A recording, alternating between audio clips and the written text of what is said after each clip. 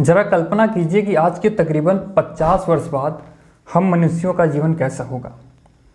आप सभी अपने अपने हिसाब से अनुमान लगा सकते हैं कि हम तकनीक से लेकर परिवहन तक प्रगति की चरम अवस्था में होंगे। हम क्वांटम कंप्यूटर से लेकर आधुनिकतम रोबोट के युग में होंगे।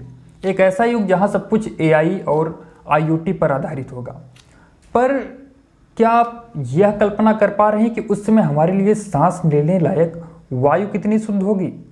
समुद्री तटों पर स्थित शहर बढ़ते जलस्तर से स्वयं को कैसे बचा पाएंगे? चक्रवातों की लगातार बढ़ती बारंबारता से तटवर्ती इलाकों का क्या हाल होगा? बाढ़ और सूखे से प्रभावित क्षेत्र अपने आप को कैसे सरवाइव कर पाएंगे? इन सब सवालों के जवाब में एक शब्द कॉमन रहेगा, जलवायु परिवर्तन।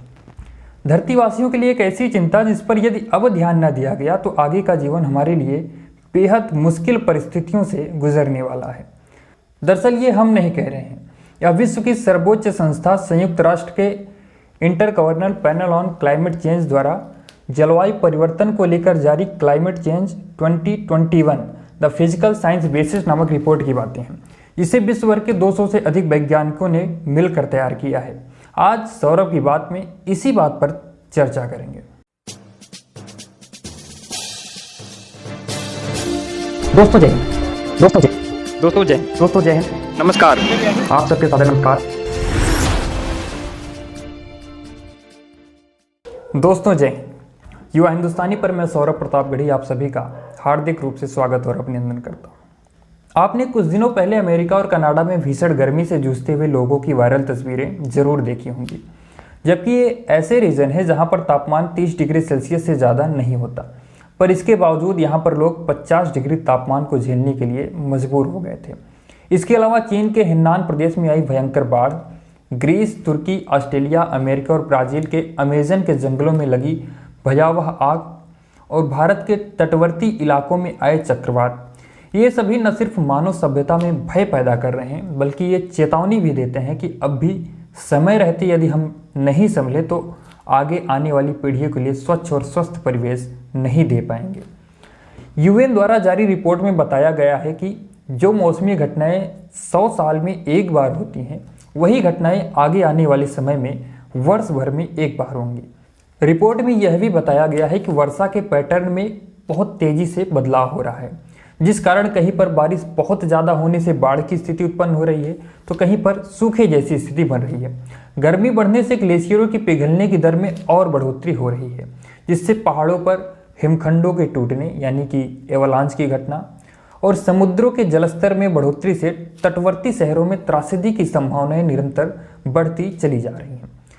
पूर्व में वैज्ञानिकों ने यह अनुमान लगाया था कि वर्ष 2050 तक धरती का तापमान 1.5 डिग्री सेल्सियस बढ़ जाएगा, पर इस रिपोर्ट की माने तो समय रहते यदि कोई कदम नहीं उठाया गया तो यह अवस्था 2030 के दशक तक ही आ जाएगी। भारत और इसके आसपास के इलाकों के संबंध में रिपोर्ट का कहना है कि हिंद महासागर अन्य महासागरों की अपेक्षा बहुत तेजी से गर्म हो रहा है।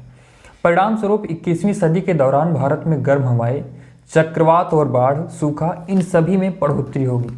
इसका अंदाजा जर्मन वॉच नाम की संस्था द्वारा प्रकाशित जलवायु जोखिम सूचकांक से लगाया जा सकता है। इस सूचकांक की माने तो भारत जलवायु परिवर्तन से 7वां सबसे प्रभावित देश है।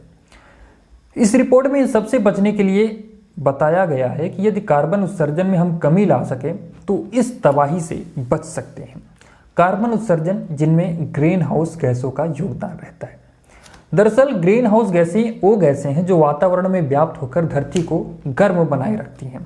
ये कुछ मात्रा में आवश्यक भी होती हैं, परंतु इनकी अति होने के कारण धरती अनियंत्रित रूप से गर्म होने लगी है और जिसका परिणाम हमें इन आपदाओं के रूप में देखने को मिल रहा है।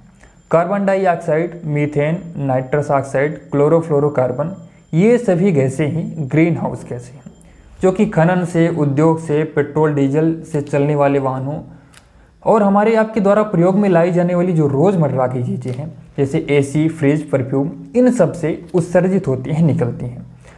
बहरहाल रिपोर्ट में जलवायु परिवर्तन और पेरिस सम्मेलन 2015 के लक्ष्यों को लेकर भारत के प्रयासों की सराहना भी की गई है। भारत G20 में शामिल एक ऐसा देश है जो पेरिस समझौते को, प्रतिबद्धताओं को उसकी पूरा करने में सबसे आगे है। भारत ने सौर ऊर्जा के क्षेत्र में सन 2030 तक 450 गीगावाट के उत्पादन का लक्ष्य बनाया है और इसे पूरा करने के लिए भारत ने बाकायदा शुरुआत भी कर दी है।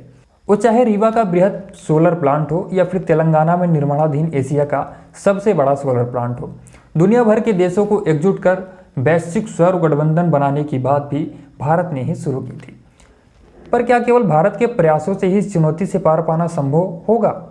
यह संभव तभी होगा जब विकसित देश भी अपनी जिम्मेदारियों को समझेंगे और जलवायु सम्मेलन को महज एक बैठक भर न समझकर उनमें होने वाले समझौतों को ईमानदारी से लागू करेंगे।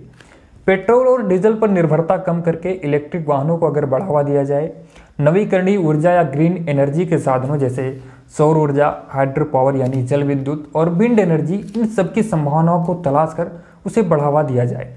जंगल वन जिनकी कटाई अंधाधुंध तरीके से की जा रही है, इसे रोकना होगा और ज़्यादा से ज़्यादा वनीकरण को बढ़ावा देने की भी ज़रूरत है। दरअसल जंगल ग्रीन हाउस गैसों को अवशोषित करते हैं और इन्हें रोकते हैं वायुमंडल में व्याप्त होने से। यदि वायुमंडल में ग्रीन हाउस गैसें नहीं होंगी तो तापमान में बढ़ोतरी भी नहीं होनी पाएगी। यदि आप विजुलाइज करना चाहते हैं तो डिस्कवरी पर रिलीज डॉक्यूमेंट्री इंडिया 2050 देख सकते हैं और महसूस भी कर सकते हैं कि आज के 30 वर्ष बाद भारत की परिस्थितियां कैसी होंगी, जिसकी संभावना इस रिपोर्ट में दर्शाई गई है। ये सच है कि इस एपिसोड का अधिकांश भाग भयावह तस्वीरों से भरा है, पर ये एक ऐसी सच्चाई है जिससे हम अपना मुख मोड़ नहीं सकते हैं। बहुत बहुत धन्यवाद। जय हिंद।